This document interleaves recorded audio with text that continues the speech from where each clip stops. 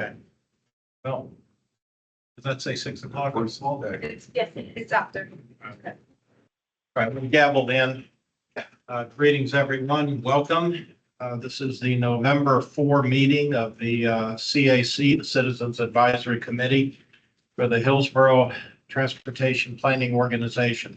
We're a bit off cycle. We're running this meeting early this month because the TPO board meeting will be taking place on Wednesday, the 6th, and we wanted to have an opportunity to litigate the issues that they will be seeing before them as action items. We'll have a chance to report our results to them on Wednesday. That said, it's our normal course to go around the room and ask everyone to introduce themselves and their appointing authorities. So I'll start. Rick Fernandez, again, Chair of the committee. I'm the Hispanic at-large representative. Doctor. Jim Davidson, appointed by Commissioner Bostel. Joseph Citro, appointed by Commissioner Harry Cohen. Clifford Reese at large. Bill Roberts, appointed by the Aviation Authority. Ed Majewski, appointed by the Expressway Authority. Aya Yassin, representing City of Temple Terrace, appointed by the Mayor of Temple Terrace. And Sarah Caper. Sarah Caper, TPO staff. Okay. Is absolutely invaluable to me. So thank you. I'm glad you're here. All right. Gail, could you please call the roll and help us with declaration of quorum Yes, sir. Rick Fernandez, here? Stephen Hollenkamp, Dana Lazarus, Jim Davison, Here. Carolyn Brown, Hoyt Prindle, Joseph Citro, Here. Christina Costa, Matt Zink, Aya Yassin, Here. Bill Roberts, Here. Don Skelton, Ed Majewski, Here. Artie Fryer, Linda Eubanks, Melissa Canfield is excused, Michael Carter is excused, Greg James, Chris Vella, Chris Gonzalez, Dustin Johnson isn't feeling well. He may be on virtually at some point. Ivia Adams, Here virtually. Raymond Budd, Stephen Paul Jones, Carmayata Alexander, Clifford Reese, Here. Laura Tucker,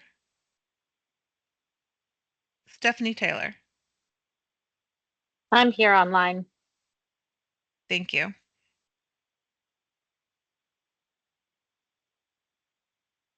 I believe we do have 7. That is an in-person quorum. Yeah, okay. We do have 7 CAC members in the room. Thank you all for making the effort to get here so we can do our business. That takes us to public comment, 3 minutes per speaker. I don't see anyone in the chamber. Is there anybody online? You are online and wish to speak. Could you raise your hand or indicate that you would like to speak? I see no one online. Gail, if you would note, please, that Christina Costa and Dana Lazarus have now joined us, taking us to 9 in the room. Give you ladies a chance to get settled in. It takes me to Chair's report. For starters, I'm going to read what Sarah was kind enough to prepare for me. I'll just read it verbatim into the record. This is a summary of the results of the TPO board meeting that took place just last week on October the 30th.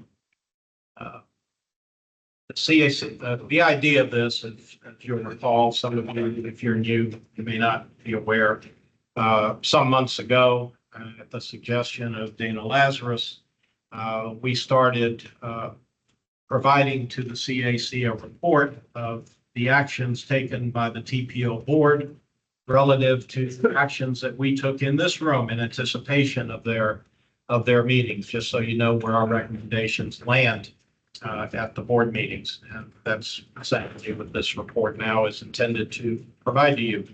The CAC passed a motion to forward the final draft Access 2050 plan to the TPO board with an amendment striking I-275 from north of Hillsborough to south of Beers from the plan. The TPO board approved the Access 2050 LRTP as presented without that amendment. I'm going to come back to that at the end of this reading. The CAC also passed a motion recommending the TPO board approve the TIP amendments for US 301 at Sims Road intersection improvements, Hillsborough County Bridge Planning Study, and US 301 from Manatee County line to south of State Road 674 resurfacing. The TPO board approved the amendment to the TIP. Therefore, went along with the recommendation that we made. The CAC passed a motion recommending approval of the urban service area boundary and functional classification update. The TPO board passed this item as part of their consent agenda. It was not a matter for discussion. It was not an action item on their agenda that night. That said, let me go back briefly to the question of the LRTP and the section of 275 north of Hillsborough to Beers. As I indicated, we did, as a CAC, make a recommendation to the board after amendment and litigation of the full LRTP that the section north of Hillsborough to Beers be struck from the LRTP and that the balance of the LRTP move forward. And that portion of our vote was unanimous, that it moved forward as an amendment. Although we were, I think, 11-6 in the room in favor of of striking the item. At the board meeting, Guido Maniscalco picked up on our recommendation, made a motion consistent with our position here at the CAC. That motion was seconded by Councilwoman Hurtak. On that evolution concluding the motion and the second, Commissioner Wastel offered an amended motion. Actually, he called it a substitute motion, which was seconded, I believe, by Nate Kilton from Plant City. And that amended motion was offered to approve the LRPT without amendment. As I said, the motion to approve without amendment was seconded. There was a vote on that motion and that vote passed. So they never got back to Guido's motion at all. The vote, I think, went 7-5. 7-6. 7-5. 7-5. It would have been 6 if Alan was allowed to Yeah. vote virtually. 7-5 in favor of the Wastel substitute motion. Therefore, the LRTP moved forward without any amendment. The Roberts Rules niceties of the hearing were interesting. Some of you were in the room and maybe some of you were watching virtually. But two members, actually 4 members of the TPO board that I could recall offhand weren't there. Alan Clendenin and Pat Kemp. Alan appeared virtually. Pat did not appear at all. Also absent from the meeting were Patty Rendon from the school board and Nigel Joseph from the Planning Commission.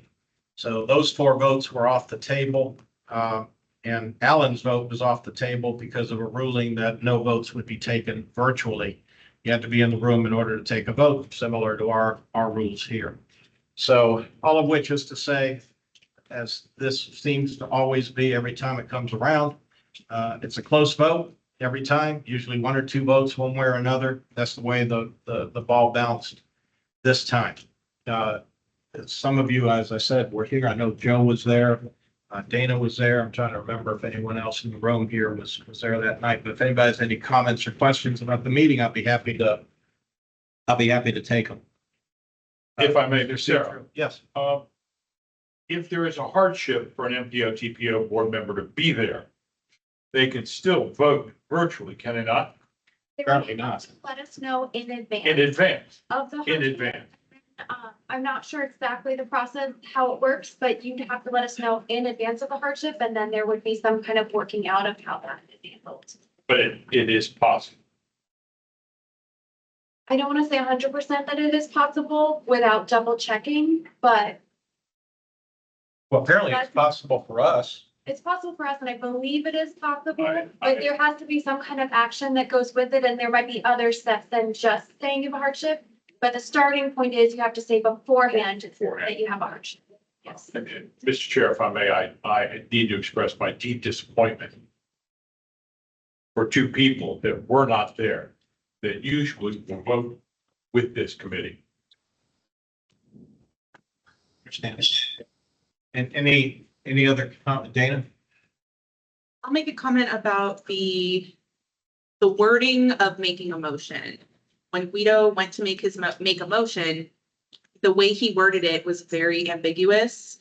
He said, he said something like, I would like to make a motion, or I would make a motion. And that was disappointing because there was a second to that, Yeah. would make a motion. But it was somehow still interpreted as not actually making a motion.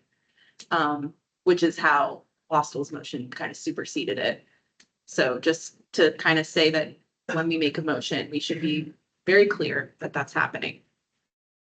Any other comments or questions? Doctor? Yeah, just for, I think Josh's motion fell within the Robert's Rules of Order. It was a substitute motion to a motion because that was clarified in the meeting. I watched it.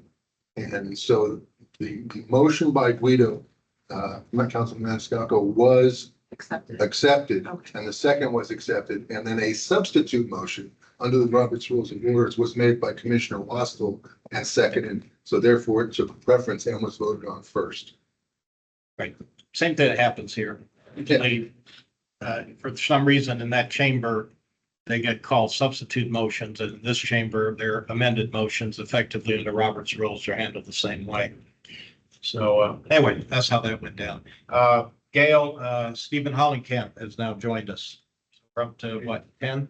Which has as well. Yeah, and Chris Gonzalez.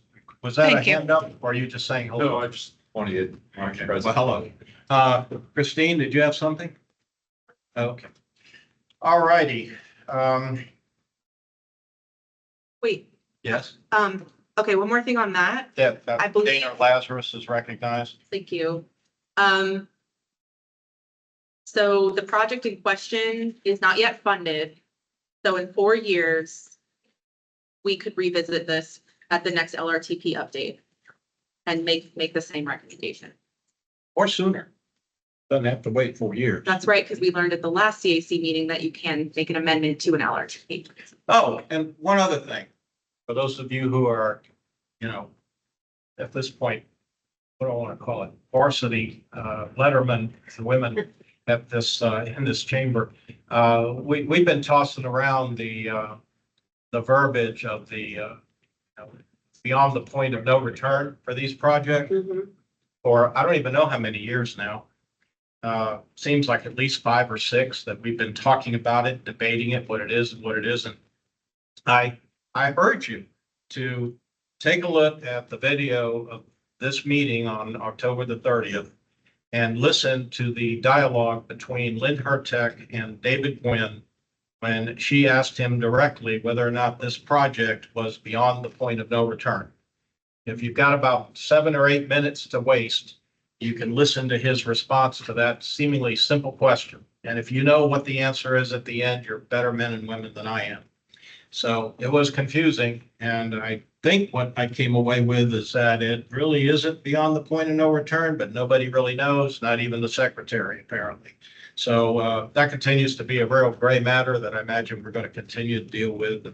We'll just have to keep hunting that fox until we finally get it treed, I suppose, or whatever one does with a fox.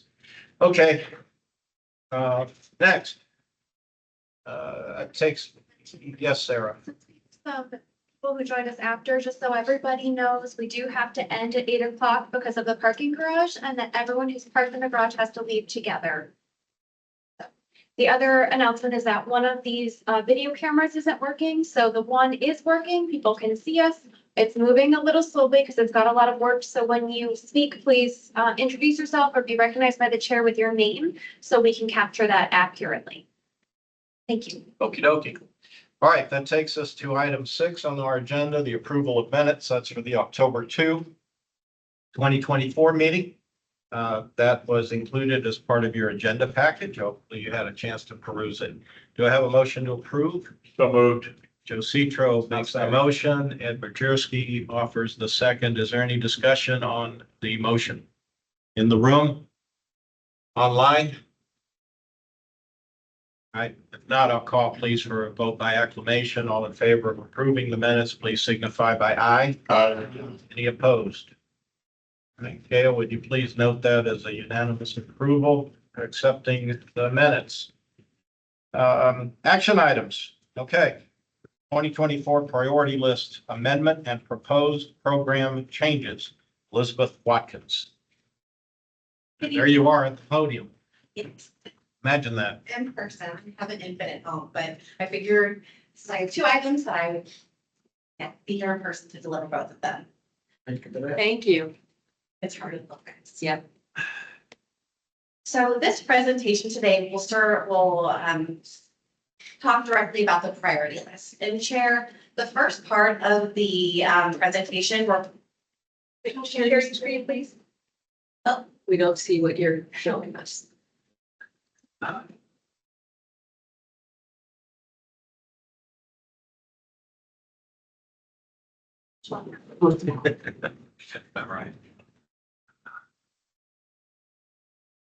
So there will be 2 components of this presentation.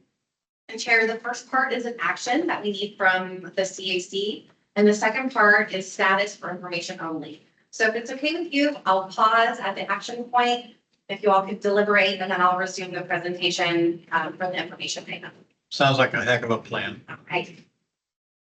So the first part of this presentation is the actual amendment of the 2024 priority list to reflect your committee's recommendations, as well as fixed ties that were in the list. The second half of the presentation is status, which will suggest some potential priority list program modifications.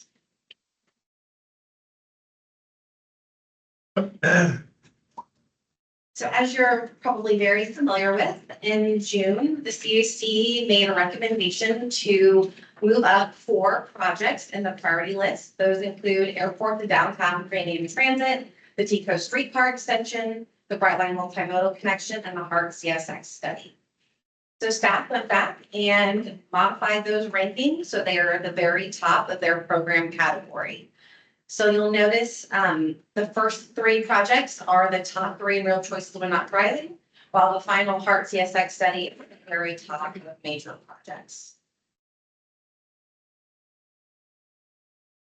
TPO staff followed the requirements of a TIP amendment when publishing this action and posted a newsletter article, social media post, and webpage 3 weeks prior to the November 6th board meeting.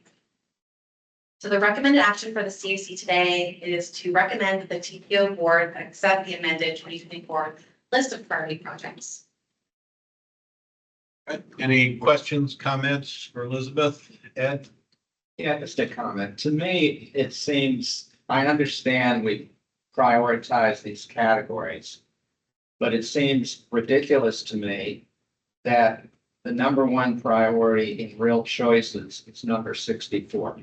It seems to me that it would make a lot more sense to have each one of these segregated and just say 1 through 8 in this category, 1 through 40 in this, because otherwise, you know, surely number 8 in number 8 is not a higher priority than number 64. I mean, I just think it just doesn't make sense. Bill? I guess similarly, Elizabeth, my question is there a way to move these projects up further on the priority list? They're within categories. And they seem to have some relative importance to this committee and I think maybe to the board. But they And number 64, they do tend to kind of get lost. Is there a method of doing that differently? I can answer that in two parts. One, historically, the TPO board, this is how we've done it. We have one list of projects, and in order to compare apples to apples, like projects compete against each other, and they have different criteria. Second part of that question is there are many ways to prioritize projects, and there could be multiple lists, there could be other ways to get just what you're talking about, and the second half of this presentation may be a good place to discuss that further. Okay, thank you. Christine, Christina Costa.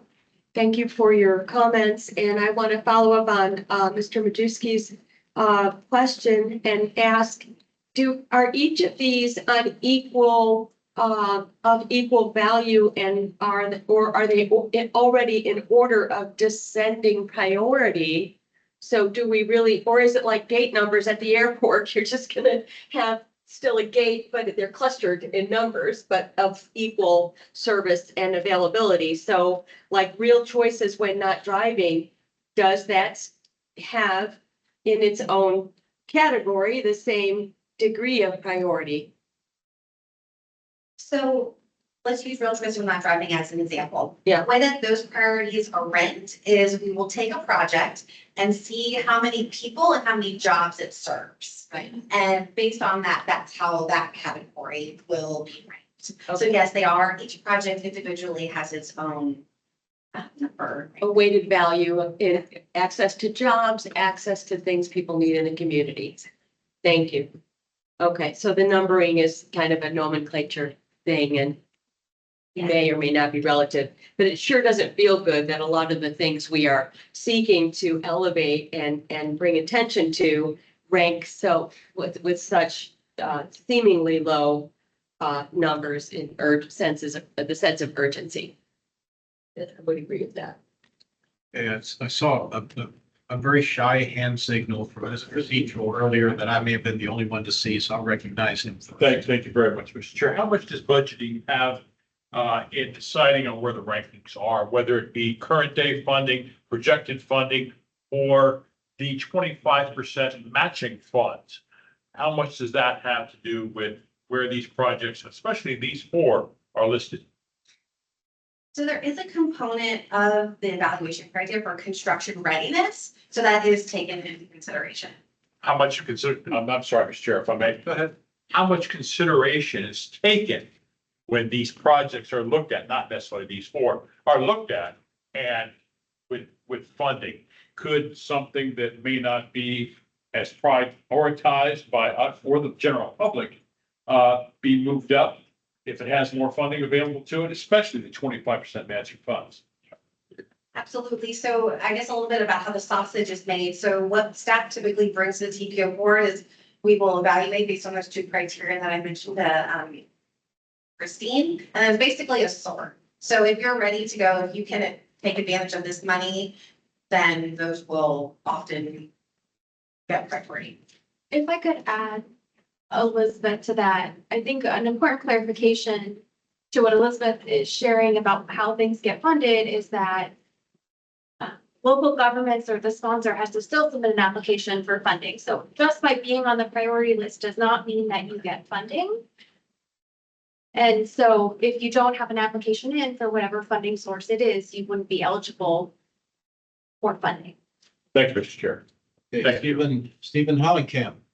Yeah, thank you, Elizabeth. Just to clarify, these projects are awarded by FDOT, starting basically with the lowest priority rankings and then working their way up. Is that right? No, from the top working its way down.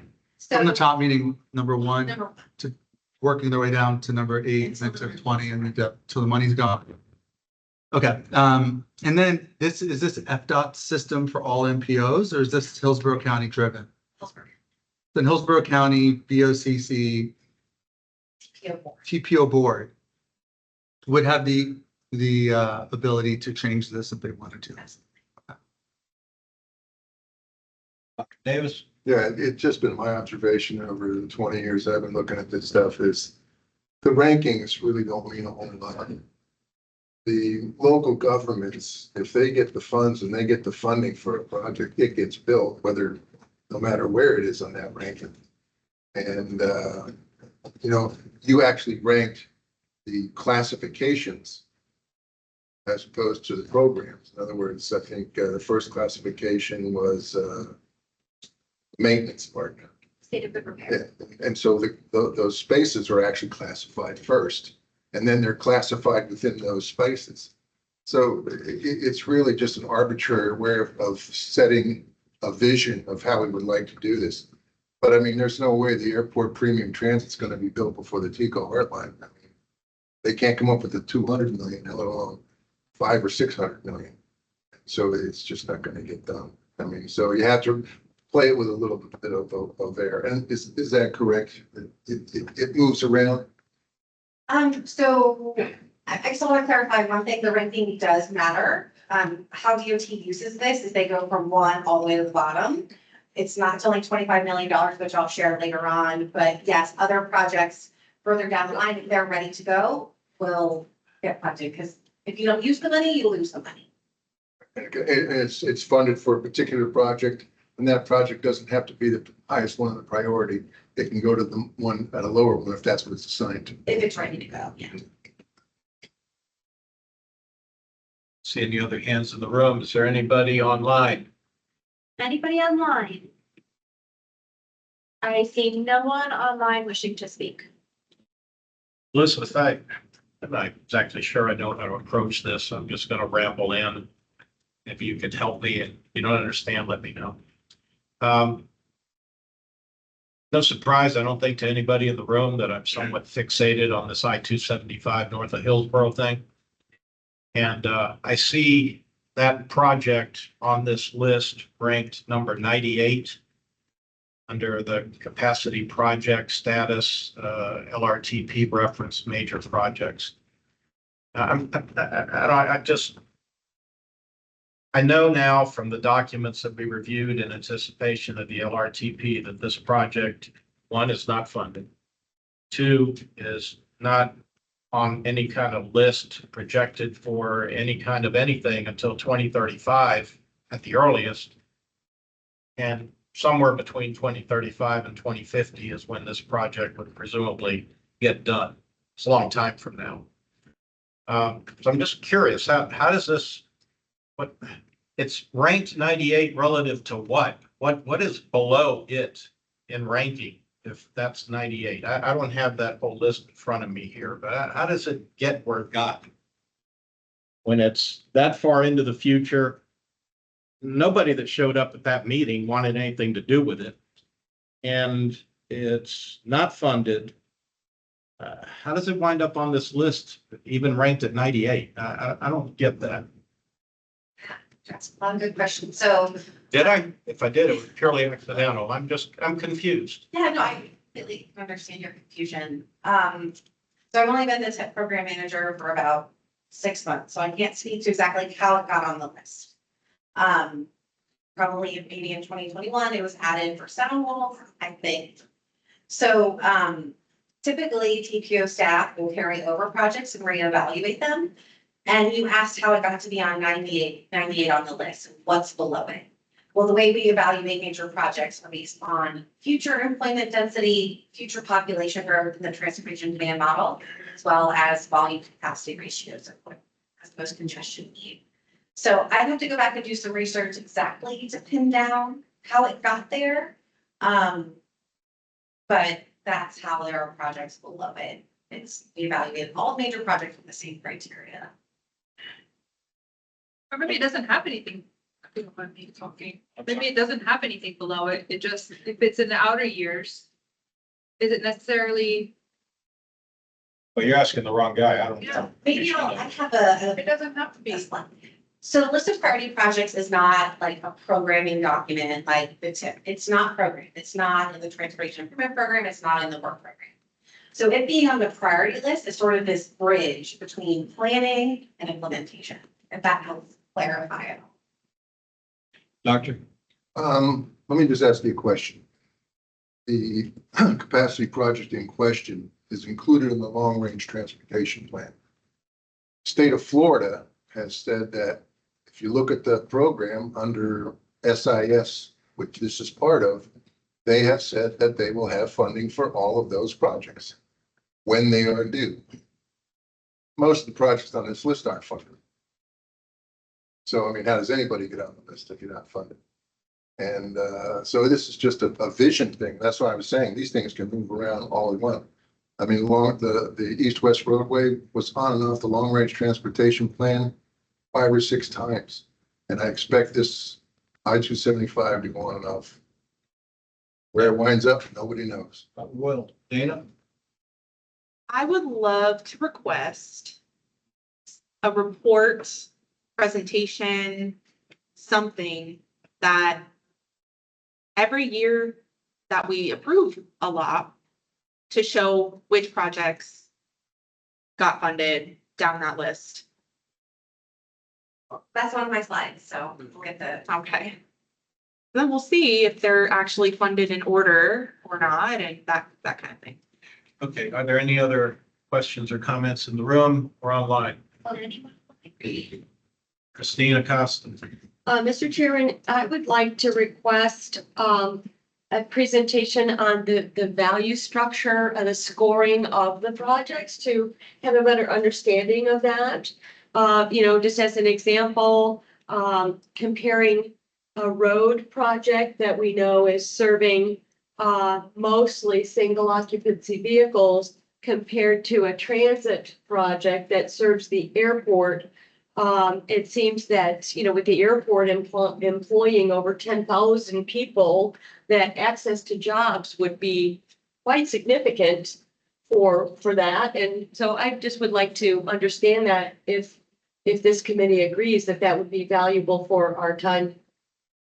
So are you making that as a request for future Yes, interest? I requested a future meeting that we become a little more educated on what is the valuation formula for all projects.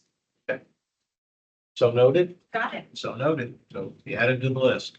Anything else in the room? Okay, are we at an action point now for you? Yes. Okay, and the recommended action is recommend the TPO board accept the amended 2024 list of priority projects. So moved. There's an enabling motion, very, very enthusiastically made by Dana. Seconded by, I'm sorry, I'm just tired. Seconded by Joe Citro. Anything on the motion, any discussion? Nope. Anything online? Anyone online? Okay. Nothing. Gail, would you please take the roll?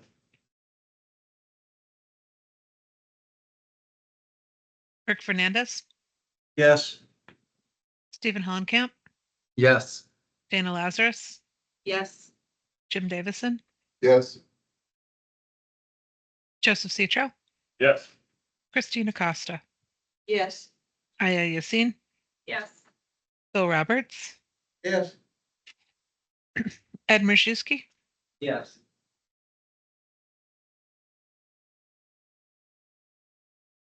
Chris Gonzalez, Yes. Clifford Reese. Yes.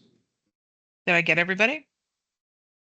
Yes. The motion passes 11-0. All righty. That has part 2, I think. Yeah, are we now moving to tip amendments, the B item, or is this something subsumed within item A? It's all priority, so the property, So now we've moved from an action item to a status report. while you're thinking about priority list, we thought that made the most sense. Okay, all right, here we go.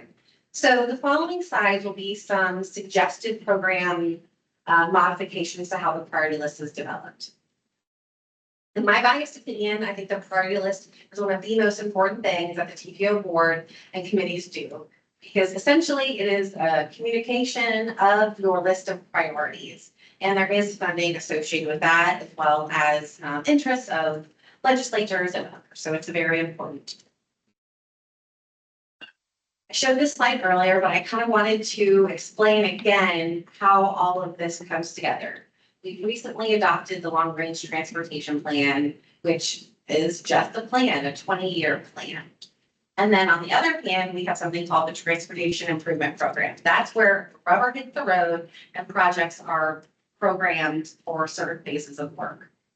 The priority list is the thing that bridges the two together. And helps advance projects and signal to DOT, these are our priorities, please fund them. So the primary purpose of the priority list is to allocate the set asides of the TPO board gets. That's roughly $25 million a year across 3 different programs. This pie chart is showing, there's about $1 billion spent in transportation in Hillsborough County. So the TPO's share is small, but mighty. So there are resources to allocate to priorities. There are other reasons why you might want to be on a priority list. Say it's something like the downtown to airport rail. You're never going to fund that with $25 million a year, but it is external communication of priorities that can be helpful in discretionary grants or other reasons. So this is a diagram which I attempted to illustrate how our priorities are getting funded. So this is a snapshot from 2023 of the priority list. There are 95 boxes on there because that means that there were 95 projects on the priority list. The color corresponds to the different program area. So in red is state of good repair and resilience. That's been the TPO's top priority, I think, for 2 long-range planning cycles. So the projects that would be listed in there, bus replacements, road resurfacing, the types of projects that keep our system in a state of repair. They're existing today and they can maintain that. So continuing with that example, what this means is priority 2, which I believe was parts fleet replacement, that was funded. That's why that's bolded. Number 4, I believe, was parts bus stop improvements. That was a goal to get some funding for it. So with that initial explanation, some things that jump out to me is there are a lot of things that are not bolded in, they're just lightly colored. That could be a variety of reasons. 1, maybe the project isn't ready to go. Or 2, maybe the project would like some of the TPOs have allocated funds, but it wouldn't move the needle far enough because there is a limited pot of funding.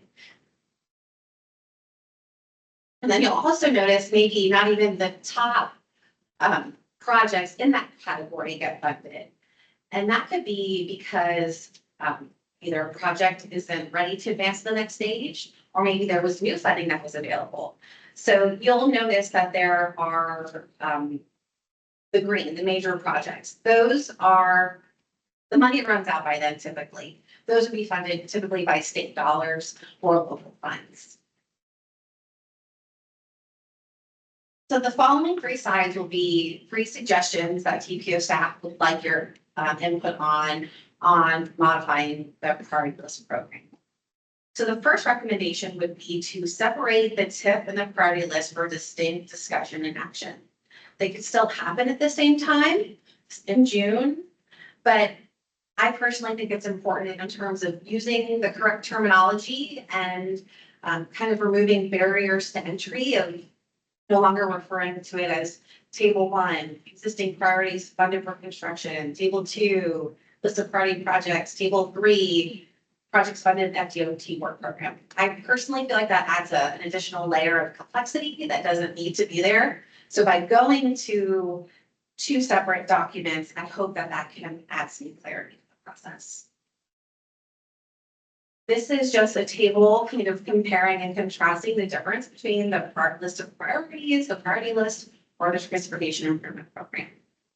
So that priority list, its primary mechanism is to communicate the MPO's unfunded project priorities. And the MPO board has full discretion for that. While the transportation improvement program, its primary purpose is really to communicate federal and state funded priorities. And there's probably less influence than the priority list. Because it's the FDOT's work program that is essentially turned into the TIP.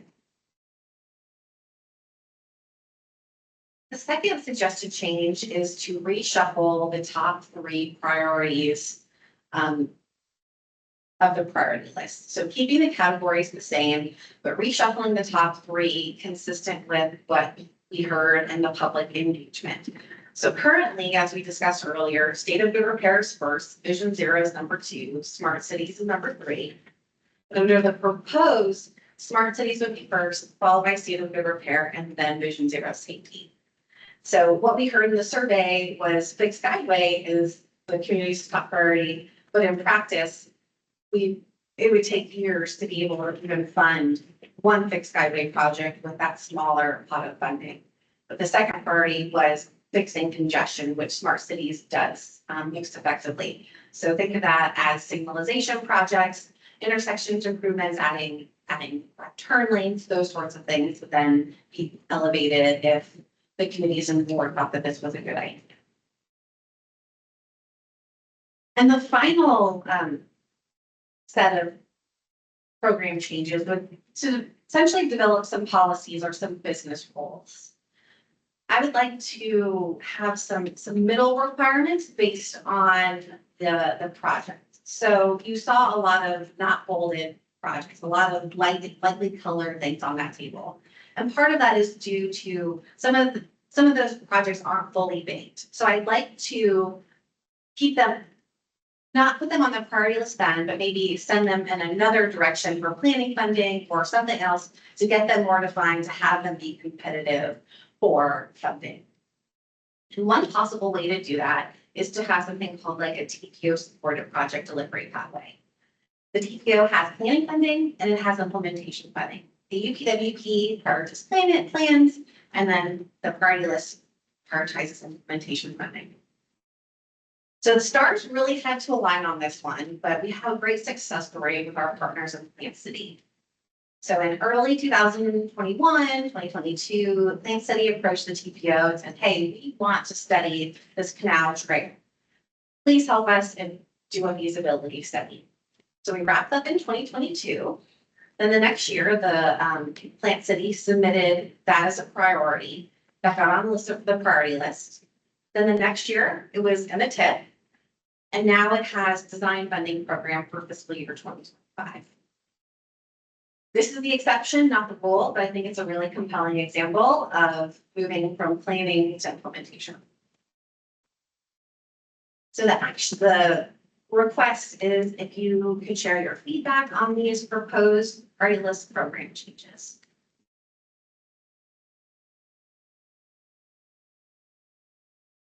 Okay. Anyone have feedback for Elizabeth, Dana? So first, this is fantastic. You're gonna improve this whole thing. So thank you. I think the priority list separated from the TIP is a really good idea, and it was suggested by, well, maybe it wasn't, I thought about it. I think that also it's important to note that it used to be this way, not too long ago, that the LOP was a separate meeting from the TIP. So, and to be clear, the table 3 is the TIP, while the table 2 was the LOP, and then table 1 was just added as like a visionary thing. And so that was really confusing. A couple things I'd like some additional information on at some point would be what would then be the submittal schedule, or the whole process schedule from like project submission to approval to our submission to FDOT, and then like their submission to the feds, or whatever that looks like, for both the LOP and the TIP. Because I think they have different submittal deadlines to the state or something like that, if that's possible. As well as which TPO priorities were funded. Would love to see that every year with the addition of what those projects actually are, not just their number. And then question, just a quick clarifying question. The 25 million to the TPO, does that include admin or that's like their discretionary funding that they can like grant or use for different projects? Or does it also include like administration, materials? Operating funds. Yeah. So, those funds. They're, okay, I'm gonna explain this. They don't include admin, like if a project, that would be an eligible expense, like say they wanted some of those funds to service a project and say there was an admin, that would be an eligible expense, but it's not like a TPO staff eligible expense. And operating costs are an eligible use. So like SU could be used for transit operations, it's just at a 50-50 share. So that's another important clarification. It's 25 million of federal grants, so typically it's 80-20, but transit operations is 50% federal, 50%. So it can be used for planning, capital, or operations. Okay. The service. So the 25 million is 3 programs. The largest of it is something called Service Transportation Block Grant. That's all of them. So the second- programs dictate how much it can be used on what? Exactly. So next time I come back, I'll better explain that. But the lion's share of that 25 million is something called SU and is eligible for those 3 things that you mentioned. Okay. And then one more small input would be for the submittal, what is the project submittal requirements for recommendation 3? I think that would be a good point also to request different types of assessments of like the impacts of those projects from those local governments and agencies.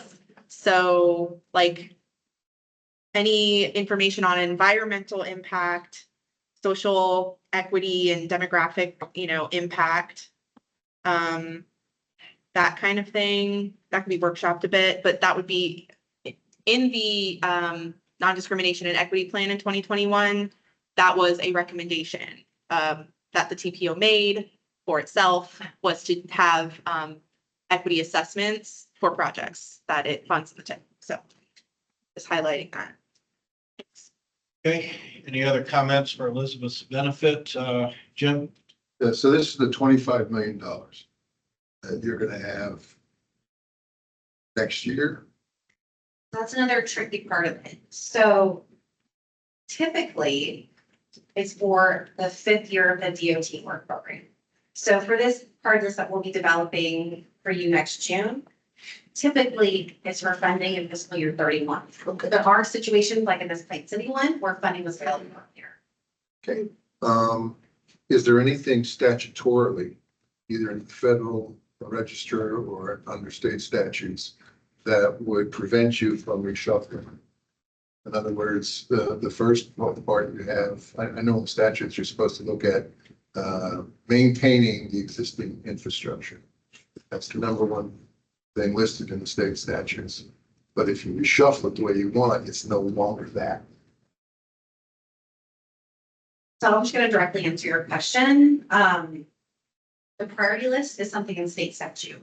There is no rules that govern that. That is really up to the TPO or at their discretion, whatever business rules they want to apply. I will caveat that with DOT will often say that you have to have consistency in the work program, because you wouldn't want to get a project started and design and then say, okay, it's no longer a priority. So if something's going to get funded, particularly with federal funds, we need to see it. Okay. And does this reshuffle reflect any of the surveys that you did as far as looking at the LRTP or the work program? So that is the primary reason to consider it. Because I know after this hurricane, there's going to be a whole new emphasis on resiliency, not just on the coast, but inland. And there's going to be a whole pile of new priorities. They're doing a master study. I think the county and city are going to get together and do a study on resiliency for the whole county, not just the coastal area. Okay. Any other comments for Elizabeth? Christine? Elizabeth, I think this is fantastic. The notion of having project delivery pathways would be fantastic, and for for all of us to understand what those pathways are. I think the Plant City example is excellent, and I'm kind of wondering where it conjured up, curiosity in me about where we are on the bypass, the Hillsborough County bypass canal, which is, seems very similar to what was, put forth here. If I understood your chart correctly, where some, the grid there with the highlights, it looks like only 13% of these projects were advanced or are being planned. So is that, how do you, I mean, does that make sense? Is that about right? It doesn't sound like very much. So, I mean, what's your, how do you speak to that? So I agree. I would love to see more colors on this, bolded colors. I think one thing is maybe if the priority lists were, for lack of a better word, a little bit tighter, there weren't 95 priorities, but X number that we're laser focused on and committed to seeing, that could help get that funding rate that you mentioned. It's also possible that a few of these maybe didn't get funding last year, but they're already in design. So this only shows one bit of the picture, but I think the trend that you're noticing is that like 13 projects were funded. That is somewhat something to keep our eye 13% of the projects, yeah. So, okay, thanks. Anyone else on the left side of the room? Right side? I am. I just want to, well, start with saying that you did an excellent job. I think everyone agrees.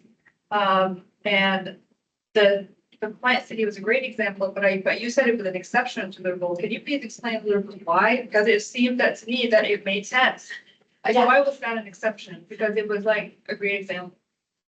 It was an exception, because I mentioned to Dr. Davison, typically funding is programmed to DOT's fifth year. So it really should have been funded maybe in 2028, but it's a canal, it's a trail, it's for design, so they had money for here. So I think part of the success is giving our DOT partners the best list we can for projects that are ready to advance, and knowing those dollar amounts and phases, I'm hopeful we'll see more of these examples. So if there's an opportunity, last question, if there's an opportunity or a type of fund, new fund that comes out from the federal government, or DOT has like additional money that came like from a different district or something, for a project that fits within our priority, that is one way that a project can be advanced. Absolutely, absolutely. Okay. Thank you. Okay, any comments online? Anyone online? I see no comments online. Okay, Elizabeth, that good for a first installment for Very you? helpful. Thank you for. Okay, I guess that moves you on to item B, tip amendments. Under our action items.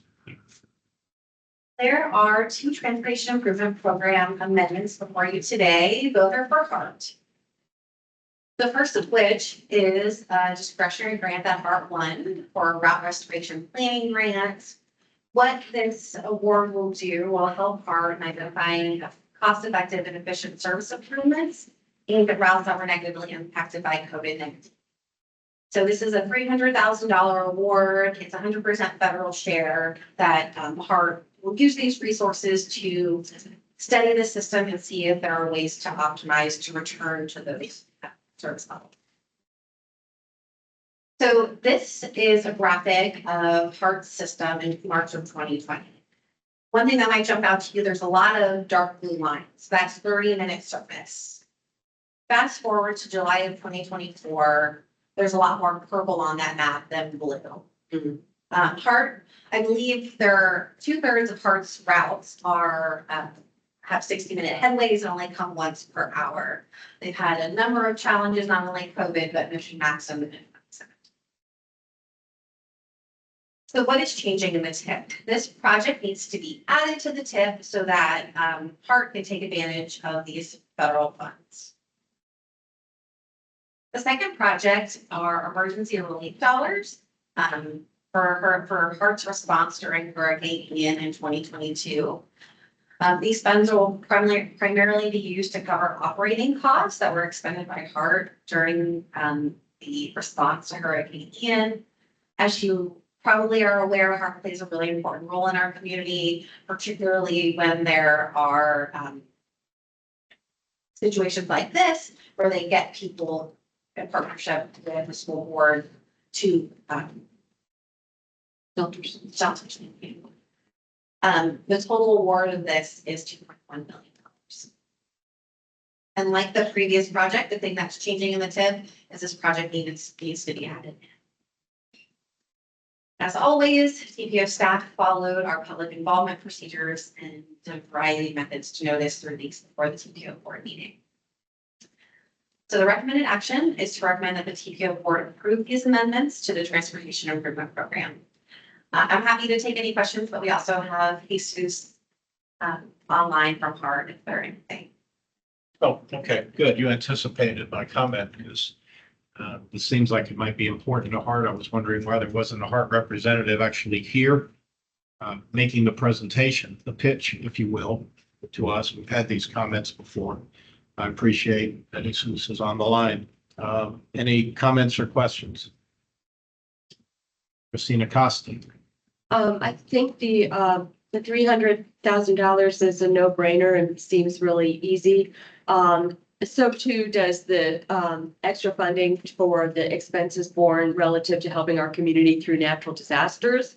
But I'm curious, isn't there any sort of federal relief and FEMA reimbursement? I mean, don't we have national resources to tap in times of a natural disaster? I'm just surprised that we have to locally make everybody whole after a natural disaster, I thought. So my apologies. This is FTA emergency relief funding.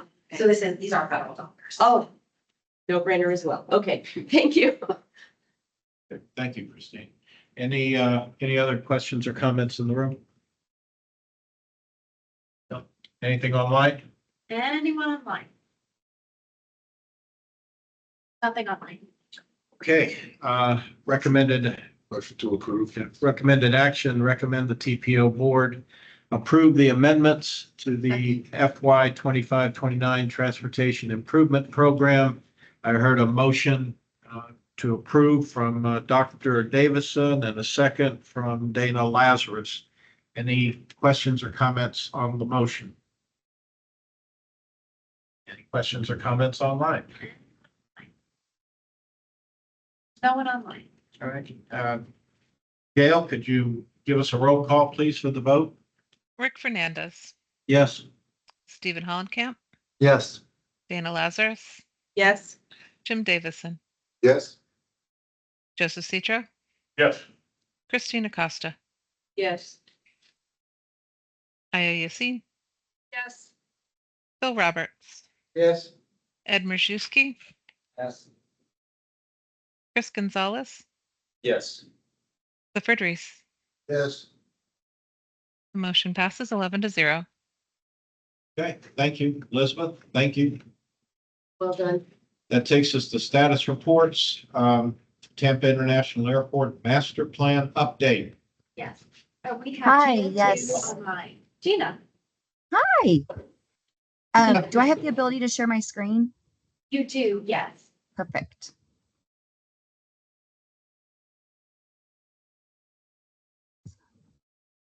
Gina, this is Rick Fernandez. I know you sit on the TPO board, but Yes. maybe not everybody in this room knows your connection to Tampa International or the TPO board. Could you just give us a brief intro? Absolutely. Well, I'm trying to figure out how to share this screen. Yes. I am Gina Dew. I am the Director of Government and Community Relations for the Tampa International Airport. And the presentation I'm going to give to you all today is on our master plan. And every 10 years, we are federally required to say how we are going to grow for the next 20 to prepare for all of that. Are you able to see my screen? Yes. Yes. Yes. Perfect. Great. So first I'm going to start with a little bit of an overview of the 2012 master plan and the projects that we've completed and the projects that are underway. And then I'll go into what's new for 2022. So if you all are familiar with a lot of this, the 2012 master plan showed decongestion, enabling, and expansion, which allowed for the new rental car center, the automated people mover system, the main terminal expansion and concession redevelopment, the enabling phase, which included our new office building, our curbside expansion, including the first express lanes in the country, which the red side will open, the blue opened in 2020, and the red side will open next year. The central utility plant, we had moved all of the energy and all of the way that we operate the airport, and we were able to get more efficiencies out of that as well, and resiliency. And then Airside D, which we did delay. Airside D was supposed to start in 2021, but due to the pandemic, we pulled that project back and are moving forward with it. I do want to say I don't have a slide on it, but one of the things in the 2012 master plan was showing that automated people mover extension, that it could be extended to a potential intermodal center where this Charlie Steakhouse and the DoubleTree is. We still preserve that in the 2022 master plan. So as I mentioned, Airside D, it'll be 16 additional gates. There'll be domestic and international. We are currently in design phase. We'll commence construction by the end of the year. And the project budget is $1.5 billion. This is a rendering of the new Airside.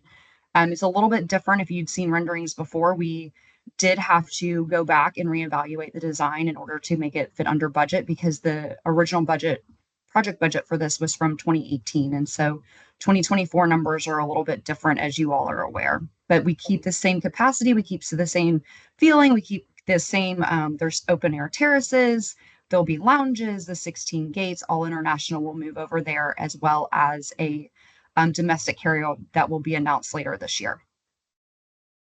So again, this will be the first new Airside in nearly 20 years. Many of you in the room have been in Tampa for a very long time and remember the old Airside D, which was demolished in 2002,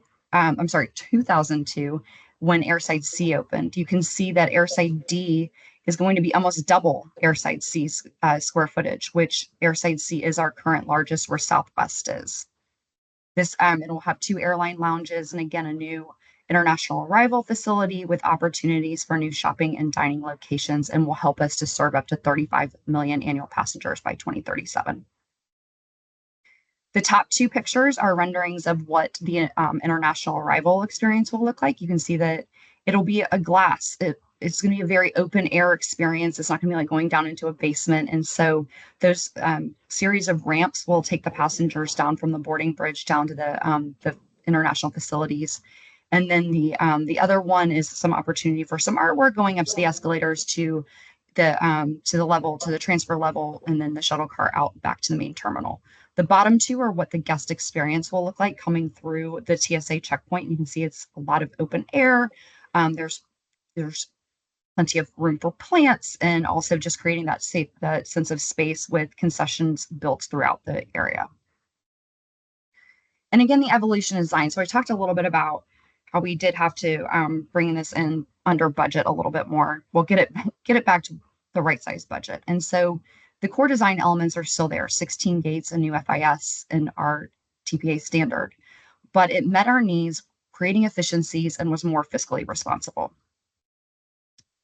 So now I'll move to the 22 master plan update. So again, we kicked this off last year, and this is our update, 2 years ago. This is our update for the next 20 years. And you can see we validated the forecast for 20 years. We identified new emerging technologies, including advanced air mobility. Some of you know that we hosted the first eVTOL test flight at a major airport in the country last year.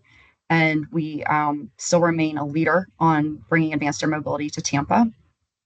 Looked at our existing airfield capacity, validated the new Airside D plan, as well as the terminal needs and what we will need moving forward.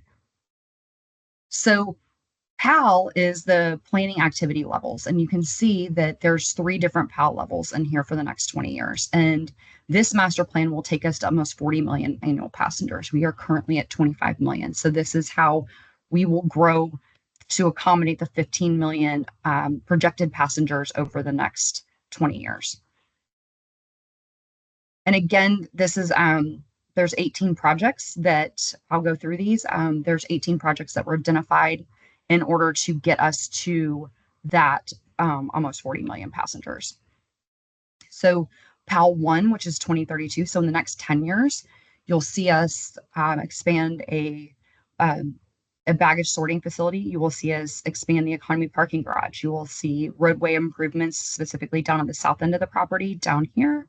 You'll see a new taxiway. You'll see an expansion of the cargo facilities and a fuel farm expansion. In PAL 2, employee parking expansion, ticket level modernization. So one of the choke points going forward will be the ticket level and bag claim in the main terminal. So we will bump those out. Oops, back too far. We'll bump those out by 2037. And again, some more roadway improvements down to the south end of the property. And these three down here where you've got the economy parking garage, Sky Center, and then the O'Brien and Spruce. Again, with the projects that we need to get to 2042 and serving almost 39 million annual passengers, the most interesting one is here. This is Airside B. Airside B right now is where we sort bags to send them out to the airsides. If you've ever taken Sky Connect, it's the building that's right there at, in the main terminal, right across from the train station, basically. And what we propose is putting 6 gates, and these 6 gates, they'll be narrow body gates. They won't be wide body international gates by any means. There'll be more of those domestic gates, but we will need 6 more gates by 2042. In addition to the 16 that we're adding with Airside D, you see some more roadway improvements, and again, an additional parking garage at the south end of the property. Opportunities for other enhancements are mainly on the taxiways side, on the east side of the facility to support our general aviation facilities. And how this fits in with our FDOT's long range planning. So we mirror how our roadway system is going to interact with FDOT and with the long range transportation plan. Our peak times are different than normal peak times. There's peaks and valleys throughout the day on how much traffic is coming in and out of the airport. And this slide reflects that. And it shows some of where there will be some very interesting conversations going forward about access to and from the airport. And we are really hoping that there'll be more transit opportunities going forward and those types of things to take some of the congestion off of our roadways. Sustainability is a huge piece for us. Not just through our mission and our vision, but through our focus areas. And so all of these buildings are built with green technology in thoughts, and also through climate and resilience. And we always are looking for areas to save energy and conserve funds through our purchasing and procurement. We take advantage, we do direct owner purchase so that we can take advantage of the sales tax break from being a government agency, and those types of things that help us deliver these projects in a more affordable fashion. And I know I blew through that, but Chairman, I will obviously take any questions. Okay, well, thank you. It was very informative. Appreciate it. All right, in the room, we have comments and questions. I see Dana Lazarus. Hello, this is first, can you send us this presentation? We didn't receive it in our packet, but there was some slides on there that I'd like to be able to refer back to. Absolutely. The TPO staff has the presentation, and I'm sure that they can get that out to you guys, and I'll make sure that is done. Okay, thank you. Is there a way for the public to give input on your master plan? There was, yes, okay. There was. We did robust public outreach. There were many, our communications team had advertised that. And so this has actually been approved by the Planning Commission. And now this is, we're just waiting for FAA approval, but there were several public outreach meetings where the public input was put into this document. Okay. Is there a way that,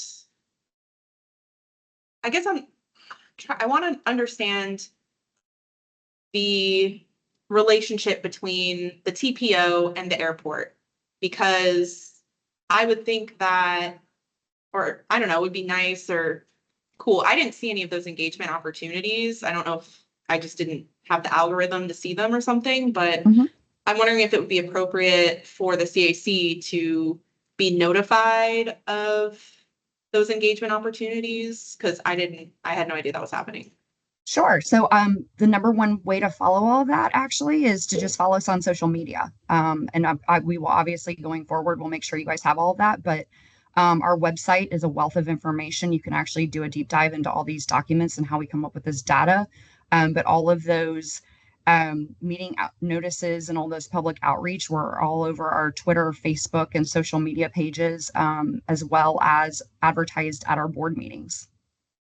Okay. So one more thing. So along with my question about like the relationship between the TPO and the airport, what I would have liked to see in your presentation also is the breakdown of funds. Like, this is a question I've always had, and maybe if I Google it, it'd be easy to find. I don't know. But like, how much money the airport gets from public funds, federal, state, local, and how much is generated privately, through. Sure, I can walk you through that. We do not take any local tax dollars, and we don't take any local funding. All of the only state funds that we receive and the only federal funds that we receive are for our capital projects, and they can only be up to 50. Like, they can be more than 50%, but they have not been more than 50%. So all of the revenues that we are using for Airside D, there is some state funding involved in that one. There's a little bit of federal funding involved in that one, and the rest of it is generated by airport revenues. So we don't take any taxpayer dollars. We're very proud of that. Okay. I do have another question, if that's okay. Yeah. Go ahead. So the premium airport transit, is there any plans or ability of the airport to provide funds to make that premium transit workable? Whether it be operations, promoting it. I'm just wondering if that's included in your master plan or what that looks like. Promoting it, yes. Federal regulations prohibit us for paying for anything that goes off of our airport property that does not 100% go to benefit the traveling public. We are prohibited by the U.S. Department of Transportation and FAA. Yeah, thank you. Any other questions, comments in the room? Christina Costa. Fantastic presentation. I'm a huge fan of our airport and everything. Hashtag fly TPA is magnificent. I've had the opportunity to work with some people at the airport in the sustainability group, and just really huge. Our airport is just very, very highly regarded the world over for the sustainability and resiliency programming that they do. I want to ask you a couple questions about the workforce and workforce transportation. You mentioned aspiring to do more transit. I know that the car rental facility is also where transit is received on property, and there are many persons who would attach their, haul their bicycles or bike to the airport as well. So those parking spaces are always full. I wonder if you are keeping track when you do your projections and the numbers of passengers that will be served through the expansion projects. Is there a corresponding number of employee growth projections as well? So not yet. So that'll come. Obviously, it's hard to say what it. Yes and no, right? So I guess the way I look at it is this. In the beginning with this, you're going to take 25 million annual passengers that are currently over 4 airsides, and we're going to put them over 5. And so what does staffing look like? What do those types of things look like for our federal partners? We are always in conversation with our federal partners and also our concessionaires, our rental car companies, all of those things. So as we do our budget projections every year, we then add heads in. And so, for example, this year, I think we've added 6 new positions for maintenance and ops. And so as our facilities grow, we have to have the budget the O&M budget to then support those facilities. And we base that on our 5-year like budget projections and those types of things. And so, yes, that is something that we do take into consideration.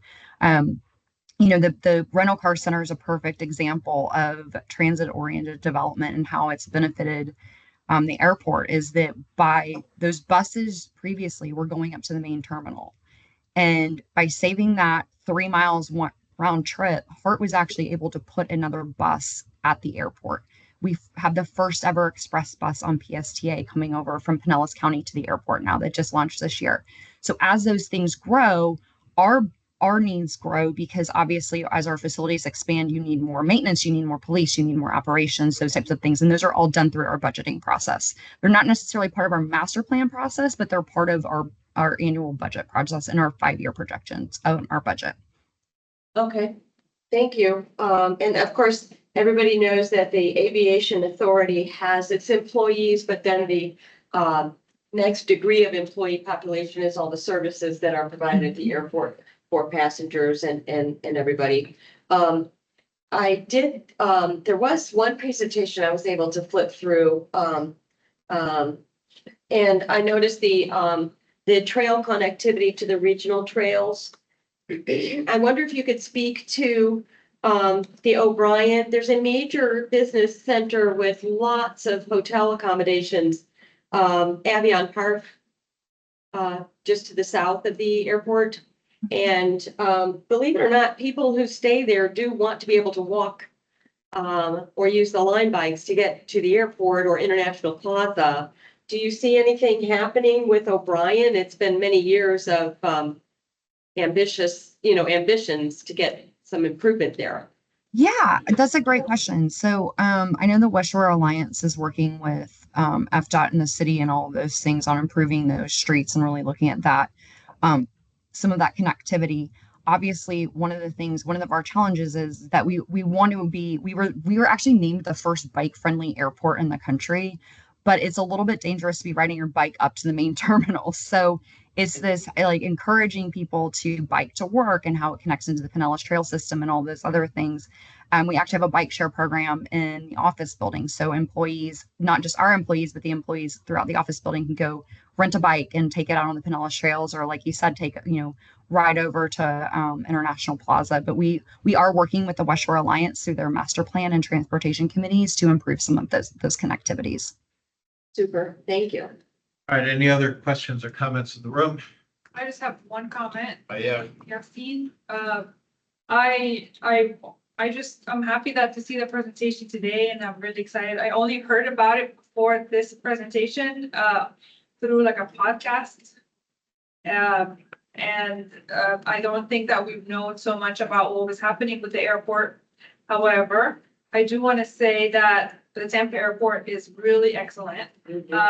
Having traveled, all over Europe and the Middle East, I am really, I just want to say that the Tampa airport has been notable and very easy to go through. And we wish that there were more international flights, like direct international flights out of the Tampa airport. But yes, last night I was sitting with a group of people, planners and engineers who are from Miami, and they were talking about how amazing it is to use the Tampa airport.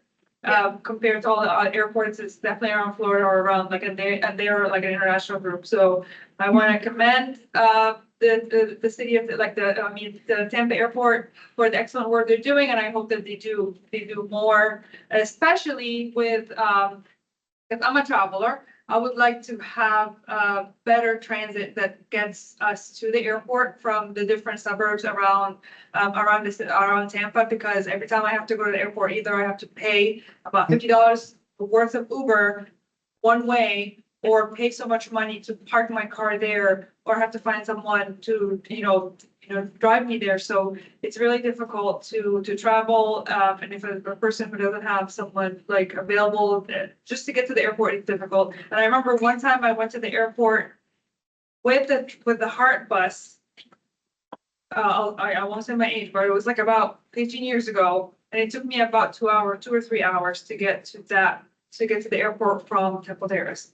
So I would really hope that you guys could work more with Heart and how to get people from the outskirts like New Tampa, Temple Terrace, the USF area to the airport, using transit in a more efficient way. Thank you. Thank you. Yeah, I will say, that's been one of, some of you, again, have been here for a long time and remember when Catherine Egan was running Heart and she would get really frustrated with Joe because he would say he could get to Zurich in a nonstop flight, but he couldn't get from his house in downtown Tampa to the airport on a nonstop bus. And he was a big advocate for that. And so we understand Heart's challenges though, and that's why we've always supported Heart. But at the same time, again, it needs to be we can't do that ourselves. Like we always support their initiatives is I guess basically what I'm saying.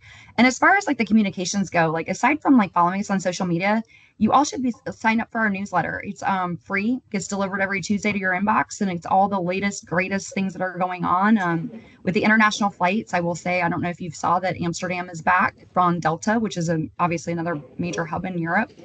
And with the new airside, that is our goal, is to increase the international destinations since we'll have a new larger international facilitation center. Thank you. So maybe one last thing. So maybe this group, the CAC, let's think of an innovative way of how to assist the airport and Heart to kind of work together in having a better funding system, or maybe having a medium, like we need to have the airport working with the West Shore, like downtown partnership, working with FDOT so the money can go through and serve each other and help each other correctly. Because now they're in different silos, and I'm in the world of transportation, but I don't know anything about airports. And the money that we're always approving or going through here at the CAC is not anything to do with airports. So I'm just saying, like, maybe this is something that we'd like to explore more on how to create a better partnership in how to use our resources correctly for something like this. Thank you. Okay, I'd just like to make a quick comment. Gina, this is Rick Fernandez. First time I've had an opportunity to talk to you directly, if this counts, in a virtual setting. Usually I see you from the other side of a podium with you sitting on a dais during the TPO board meetings. So I do appreciate that you took the time and didn't send an alternate to do this today. Every time I go to the Tampa International Airport, I'm left with the feeling that somehow what's going on at the airport is operating in a different century from what I live with in urban Tampa every day. You guys are decades ahead of us in terms of development. I think there's a reason that people from all over the international community come here and, give us raves. It's because we are a leader. And I use the term we, have nothing to do with it. You guys are leaders in the industry.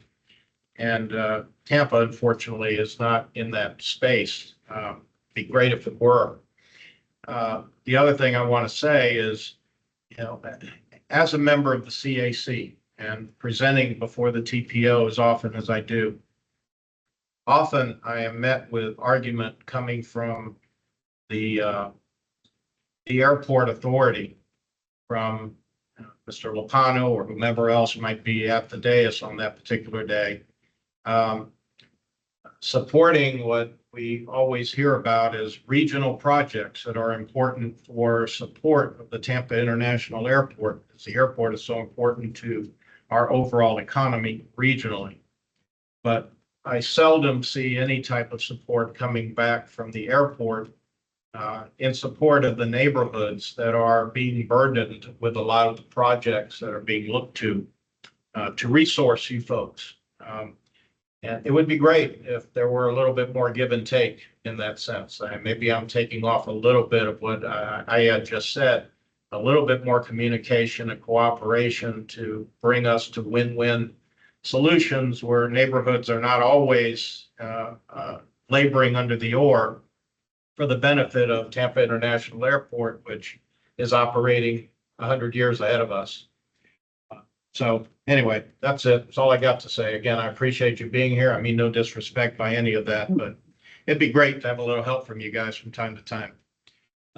Anything else in the room? Dr. Davison? Yeah, that was a great presentation, Gina, and I was very interested in the future transportation methodology, Yeah. the vertical liftoff and air taxis and things like that. You are going to be the only ones that can come and talk to us about that. And I would appreciate that if we could schedule you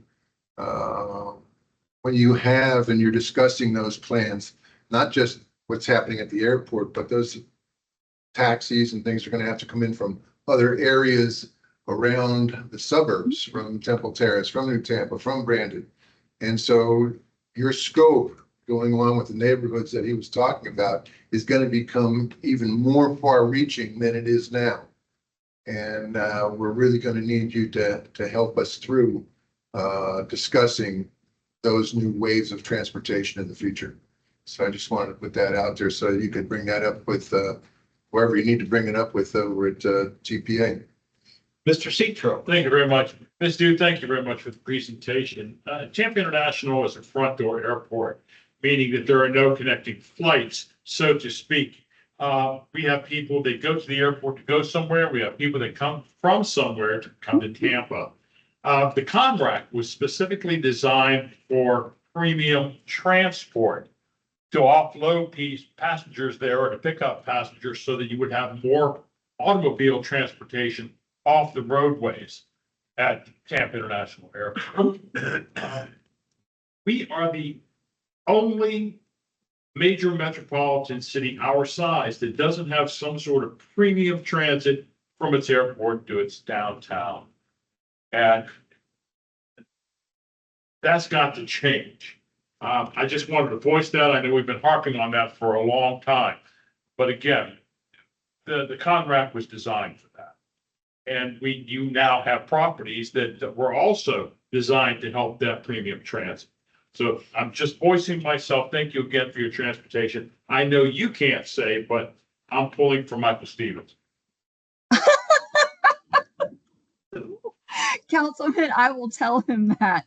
I already have. For those of, so for those of you who don't know, Joe is retiring next year, and our board narrowed it down. Our CEO candidates to internal candidates, Michael Stevens, who's my boss. So, yes, and also John Tiliakis, who I adore, who's our executive vice president of operations, and that special board meeting will be November 12th. And I appreciate all of your comments. Mr. Fernandez, my phone is always available to you.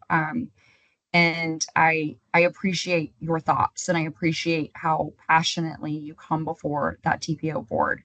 I will also say it is your airport. We run it, but it's your airport. It is the community's airport. And we don't just say that. As far as advanced air mobility comes, I am happy to come talk about that anytime that the committee has time on their agenda. We can show you what our plans are for all 4 of our airports and some of the routes that we're talking about. We don't see this just as something like as getting people to and from downtown Tampa to downtown St. Pete. There's a whole bunch of people who fly into Tampa Bay and fly into our airport to go to Moffitt Cancer Center only to be stuck on 275 for 2 hours trying to get up to the hospital. And so we see advanced air mobility as tying into that to help cancer patients who are coming to our community. We see it as cargo. We see it as life-saving for medical emergencies that are further out, that are in rural areas. We serve a 7-county region, and we see this tying into a lot of those things. So I'm happy to come back anytime.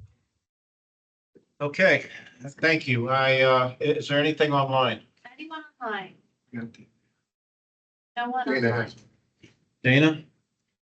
Just for clarification, you said that no money federally can be spent on anything outside of your property, but you said something about promoting something. Are you able to spend money on promotion of, like, if there were a good premium transit line? I'm just wondering what the limit is of like promoting communications, partnership. Are Right. those things you can spend money on? Yes. So not Okay. necessarily direct promotion. So like we can't buy advertising for it, but Okay. we have however many followers are on social media, which it's a lot, especially after the Flamingo. And we can promote things on social media. We can promote things, and our newsletter, if you guys aren't subscribers, sign up for it. All this information is always out there. And we can absolutely do it something from that perspective. Partnerships are our lifeblood. We wouldn't be successful. One of the things, and Mr. Fernandez, thank you for saying that we really are a leader. One of the things that Joe changed when he came here 14 years ago was the entire city said we couldn't get international flights because we were just Tampa, and that's Orlando's thing. And Joe was like, watch me. And, there's been several watch me's with us, and it's been his leadership, but it's also it's things like this where we can come together as a community and build those successes. We don't succeed on our own by any means. It's a total community effort, and we're very grateful to all of our community partners. Okay, well, thank you. Thank This has been a very, very productive discussion. I appreciate your time. I think that'll conclude that. We'll let you get on your way. Thank you. Thank you. Bye. All right, Sarah, that takes us to unfinished business, and we're on, I guess, a trajectory to an adjournment on or before 8 p.m. So take us away. Okay, so in your packet, you have the 2025 draft meeting calendar. You will be asked to vote on this at your December meeting. So the request of you is today, this month, look at it when you have a chance. If you have a concern about any of the dates, please let me know so we can reflect that to the best of our ability at your next meeting when we take action. Which leads me to your next meeting is the joint CAC-TAC meeting, which is December 4th on Wednesday, but during the day at 12 p.m. And we have a couple of really good presentations lined up for you in December, so I hope you're able to make it. Are we anticipating that will be an agenda meeting with action items that There will be an action item on your agenda, yes, for both of the committees? for both committees. Same action item, I assume? Yes. All right, member interest in future topic requests. Mr. Chairman, Yes, Bill? excuse me, may I make a comment on the calendar? Sure. I noticed on the calendar that the CAC meeting in May is scheduled, it appears for the 7th of May, which is fairly early in the month. The May meeting, as some of you know, precedes the TIP hearing in June. And in the past, we have had presentation on the TIP, only to have changes made after the presentations were made in this committee. So my question, and frankly, my suggestion is, could we schedule yet a second meeting in May closer to the TIP hearing in June in order to be sure we catch any last minute or changes to the TIP might have come up since the early part of May. I just offered as a suggestion. And I apologize. I don't have that in front of me, but is there not do we not have a June meeting anticipatory of the June TIP hearing? We have a meeting on May 7th and a meeting on June 4th, and the TPO public hearing is June 11th. Later. So we do have a meeting in June, but we'd be happy if the committee would like to schedule another one in May if you'd like more time. Well, we've done that in the past. We've workshopped the TIP. We've held a second meeting for those who might be interested to come in and take a deeper dive in anticipation of the June CAC meeting when we are asked to vote on the TIP. I certainly wouldn't have any objection to that, adding another item on that calendar. Just on the same lines, I just think that maybe we can have Sarah look up, because I know that there is a time limit of when the TIP board meeting material has to be available to the public. It has to be like finalized. So the agenda have to be set, I don't know, maybe 2 weeks in advance or something. So maybe even if we have the opportunity to make changes a week after, but the agenda already set, so maybe we can't make any changes to the package that goes to the board. So I'm just saying that maybe Sarah can look up exactly to make sure that we can make changes that late in the game. So, If when we need a month. what I can share about how the CAC process works is that typically the CAC meets the week before the TPO board. We know things like tonight, that's not always the case.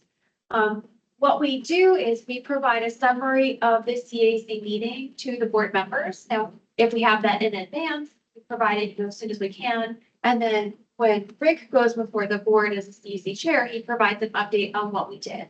Okay. So if, for example, you make a change, that's reflected in the CAC report. It's not reflected in the materials. The board sees the original materials, but they would see the CAC report with the changes that you have recommended.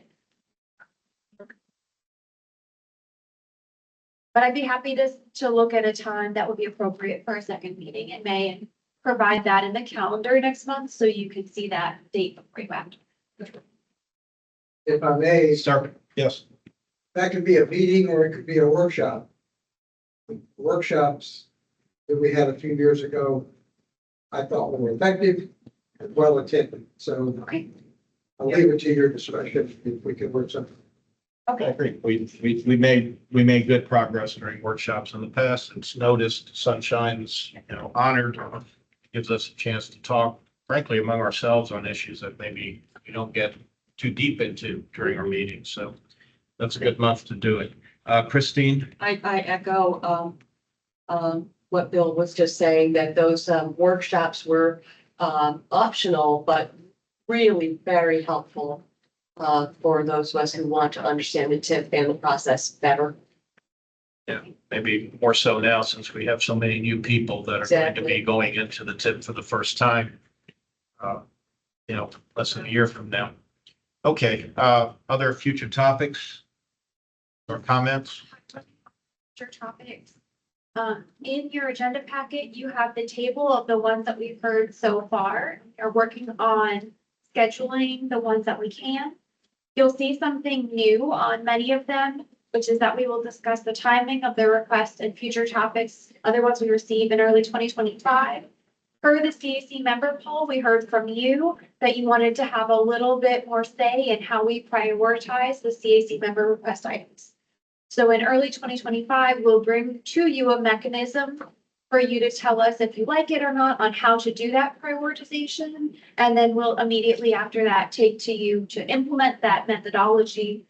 So we'll continue if you'd like to give us member request items, but anything we receive from the last meeting forward, we're putting in that pool and we'll ask you to help prioritize. Anything else? Future topics? Calendar issues? Did you have anything else? I'll add a future topic, if possible. The Fare Free Route 1 was recently passed by the city of Tampa and given to HART. $1.65 million was given from the city of Tampa to HART from the general budget for parking fees for HART to make Route 1 fare free from USF to downtown a couple months ago during their budget hearing. And it was really cool. It's a great thing. It will help get Route 1's ridership numbers up so that they can hopefully move forward with the HART arterial BRT project, which needs a certain ridership in order to repurpose a lane. So there's a lot going on with that, and it's really great and interesting. And one thing that I want to highlight is, in order to make that successful, I think there's things we can discuss around giving the route a name, promoting it to the neighborhoods, maybe doing like a contest for naming the route or a neighborhood to adopt the route. There's different cool things that can be done to promote it. I'm gonna hopefully bring that up to some other groups, some nonprofits and stuff, but I think all that is to just say that I just want to let everyone know that that's happening. I don't know if if people are interested in some kind of note or presentation about it, considering it should go into effect in January of next year, which is coming really fast. But that would probably be either a Heart or a City of Tampa presentation. Sure, if there's an interest, I can add that to the pool of discussion items. I will share that the Transportation Disadvantaged Coordinating Board is aware of not necessarily just the fare free, but they are also getting a presentation on the change to the fare cards and how that specifically relates to the transportation disadvantaged population. So I think that falls on not the same, but similar lines. Yeah, maybe some like highlighted updates that are going into effect in the coming year for Heart, something like that. Any? Sorry, I know we have this triangle tonight. I would like to officially request a presentation on that route and that subject. I'd like to understand from Heart, what their vision is for it, how to get the numbers up, what the shed is, what the walking shed is, what the bike shed is, to really feed that transit line and make sure that the investment the City of Tampa Council made, it has a very high return for our community. Bill, did I see your hand up again? Oh, go ahead. One more idea, and I heard Dr. Davis had mentioned a moment ago in relation to the airport. I think it would be helpful to have a presentation at some appropriate time on the air taxi concept that is under development in Tampa area.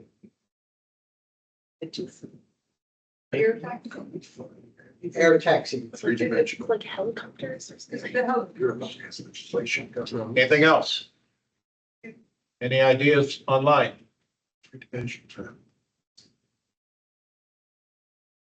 If no one, Okay, I had a couple of text exchanges with Johnny that never quite got to fruition. So maybe somebody could just answer this question for me. If he's online, maybe he could do it now, or you could just follow up and give us some read on, he is not online. okay, on just a point of order for TPO board purposes. Question was raised, scratching my head a little bit, going back to the question of Commissioner Kemp and City Council Member Clendenin not being at the last meeting of the TPO board. Question number one, I really would like to know what the detail is that would need to be, what hoops have to be jumped through in order for instance, Alan Clendenin to have attended that meeting and been able to vote. What did he need to do? Because he clearly wanted to vote. For future reference, might be nice if he knew that. And frankly, I think we should understand that since they are our governing board. Also, a question having to do with assignment of alternates to attend these board meetings on behalf of county commissioners or city council members. Gina Dew, I believe, comes to the TPO board meetings as an alternate to the CEO of the airport. I believe that's up to the individual entity. Yeah, Yeah. sure. So that's what I'm talking about. If Joe Lopano can assign someone and, the Janet Shearberger used to come to TPO board meetings and vote, I imagine his agenda, but she was there. So I'm curious whether or not a city council member such as Alan Clendenin can appoint or assign someone to attend in his stead at a meeting. Same thing at Kemp. So I am not as familiar with the City of Tampa, but I know that the county commission does have an alternate when they do their organizational meeting and they establish who is going to be the representative on what board. They do a TPO alternate at that time. Do we know who the alternate for Pat Kemp is? I believe it's one alternate for all of the county commissioners. It's Hagan.